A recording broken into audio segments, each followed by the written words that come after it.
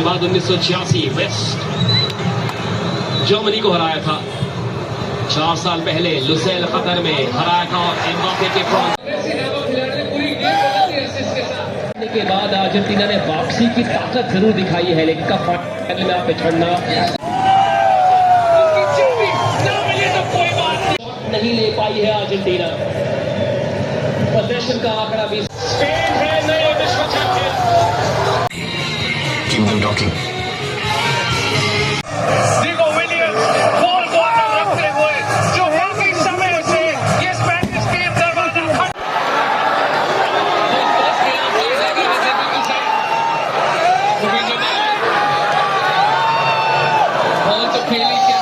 पर है, लेकिन आज अगर इस मैच को जीत जाती है स्पेन तो इटली से आगे चली जाएगी। ये फाउल बिल्कुल एंजो फर्नांडिस पर, क्योंकि अगर आप छलांग लगा कर आए अपने जूते का नीचे का हिस्सा अगर आप दिखाएं तो डेंजरस प्ले माना जाता है।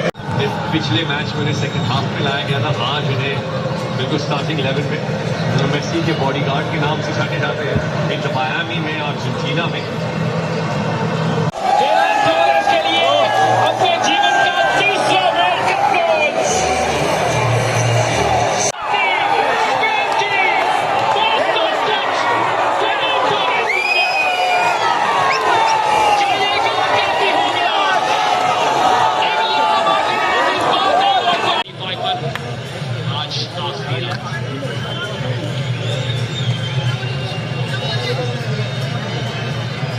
बनाम India world champion Bharat Zimbabwe के खिलाफ हरा रहे मौजूद, जिसकी वजह से क्लियर हेडर नहीं दाग पाए लपोर्ट उस वक्त।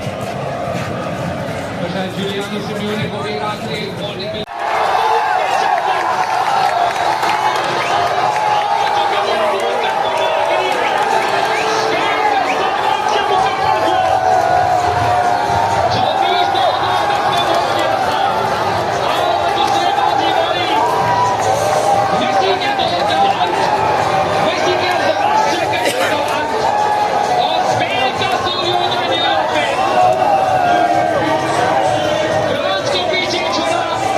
আমরা তো দুটো টিমের কোনোটাকে আমি বলবো না যে ভালো খেলবে সেই যেন জিতে, কিন্তু এখন পর্যন্ত যারা খেলা যা আমি দেখলাম স্পেন পুরো অ্যাটাকিং মোশনে আছে, খুবই ভালো লাগছে।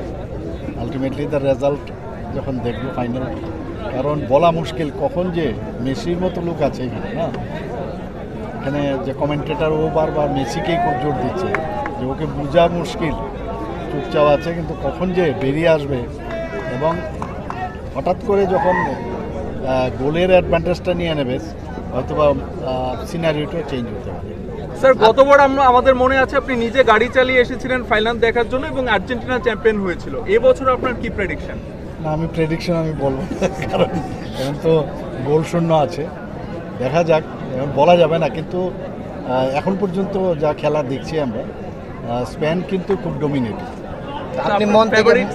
আপনি মন থেকে কাকে সাপোর্ট করছেন? না আমার এই বিষয়ে আমি বলবো না, দুটো টিমই ভালো ভালো অনেক